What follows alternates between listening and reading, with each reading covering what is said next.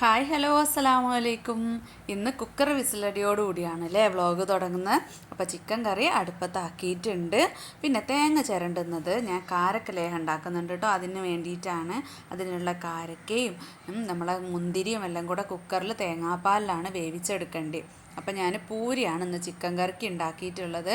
പിന്നെ ലേഹത്തിലേക്കുള്ള ശർക്കര കുരുക്കി അതിലേക്കുള്ള പൊടികളൊക്കെ ആഡ് ചെയ്ത് ഇതുപോലെ അടുപ്പത്ത് തന്നെ ഉണ്ടാക്കിയെടുക്കുകയാണ് കേട്ടോ. ഇതുപോലുള്ള വലിയൊരു ഉരുളി വാങ്ങിയിട്ട് അതിലാണ് ഉണ്ടാക്കിയെടുക്കുക. ഒരു ട്രിപ്പിൽ 4 കിലോ ആണ് കേട്ടോ ഉണ്ടാക്കുക. അപ്പം മിൽമ നെയ്യാണ് അതിലേക്ക് എടുക്കുന്നത്. പിന്നെ ഞങ്ങൾ മോക്കൊരു ഫോൺ വാങ്ങാൻ വേണ്ടി മൈജിയിൽ പോയിട്ടോ.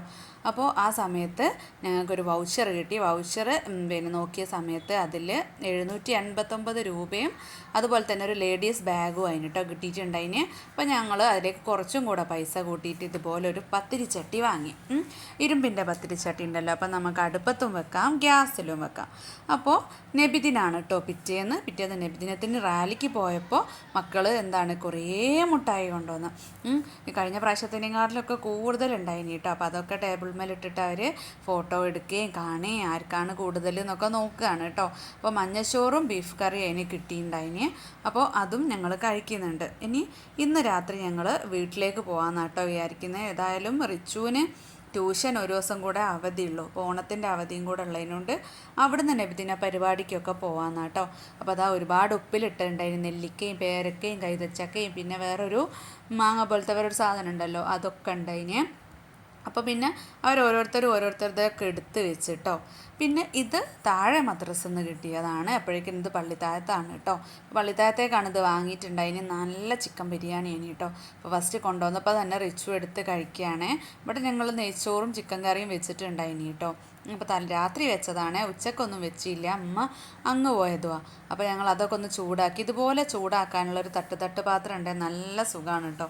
ഒരൊറ്റ ട്രിപ്പ് തന്നെ ചൂടാക്കി അതിൽ തന്നെ നമുക്ക് സെർവും ചെയ്യാം. അപ്പോൾ കൊണ്ടുവന്ന ബിരിയാണി ഇതാ ഞാനൊരു ചെമ്പട്ടിയിലേക്ക് തട്ടിയിട്ടിട്ടുണ്ട്.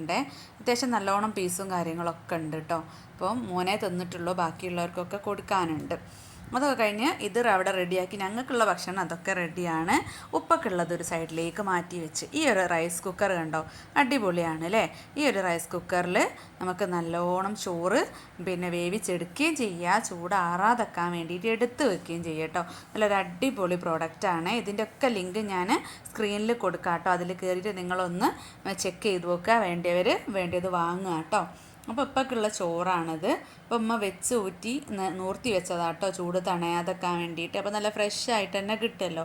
പിന്നെ അയില മുളകിട്ടതാണുള്ളത്. പിന്നെ കർമൂസൻ്റെ പേരി, അതുപോലെ കുറച്ച് ചമ്മന്തി, അത്രയും മീൻ പൊരിച്ചതും മീൻ കറിയൊക്കെ തന്നെയാണ് കേട്ടോ ഉള്ളത്. അപ്പോൾ ഉപ്പൻ്റെ കാര്യം സെറ്റായി. ഞങ്ങൾക്ക് ഉപ്പക്ക് മറ്റേത് വേണ്ട കേട്ടോ. അപ്പോൾ ഞാൻ മീൻ ഒരു ഹാഫ് കുക്ക് ചെയ്തെടുത്തിട്ടുള്ളൂ. ഉപ്പ വന്നിട്ട് ബാക്കി പൊരിക്കുക കേട്ടോ ചെയ്യുക. ഉപ്പക്ക് ചൂടോടെ വേണം, എന്നാലേ ഉള്ളൂ ശരിയാവുള്ളൂ. അപ്പോൾ ഇന്ന് വൈകുന്നേരം 4 മണി തൊട്ടാണ് കേട്ടോ നബിദിന പരിപാടി തുടങ്ങുന്നത്. രാത്രി ഒരു 2 മണി വരെയൊക്കെ ഉണ്ടാവാറുണ്ട്. അപ്പോൾ ഞാനും മോനും കൂടെ വൈകുന്നേരം പോട്ടോ. അപ്പോൾ അതിൻ്റെ വിശേഷങ്ങളൊക്കെ ആയിട്ട് നമുക്ക് അടുത്തൊരു വ്ളോഗിൽ കാണാം കേട്ടോ.